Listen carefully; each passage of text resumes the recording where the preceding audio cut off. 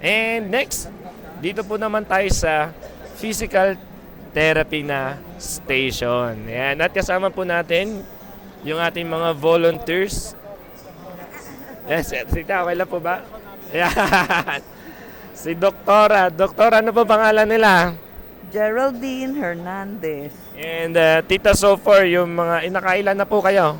Ay, hindi ko na binilang. Yun na po bilang. So, para ito pong tinitingnan nyo, ano po yung kanyang issue or sakit? Siya ay merong Bell's palsy. Ano po yun, Tita? Bell's palsy, yung ano yan siya, facial nerve na ano, dito sa kabila. Weakness, tingnan mo siya. 2 weeks ago lang. So, ang gagawin ko lang sa kanya, yung facial massage to release. And I advise her to put warm compress at home para gagaling siya slowly. Tita, ano pong madalas na cause nun? Bakit meron? It's really unknown ang cause, but some says that exposure to cold dito sa ating nerve will also cause ganyan paralysis. But the paralysis is usually temporary. Kaya babalik din. Babalik din. Kaya may hope na babalik din yan, okay? Do you have hope? Meron po. Anong pangalan nila? Louis Jane po. Louis Jane. And masaya ka ba nandito ka? Opo. Sigurado ka? Medyo lang.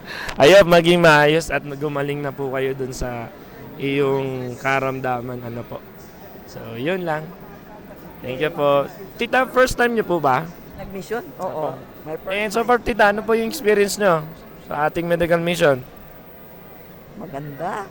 It's meaningful to me because helping them and seeing them happy after the therapy is my fulfillment. Fulfillment. Ano ba dyan, Tita? Ay maganda kasi nakakapag-assist ako.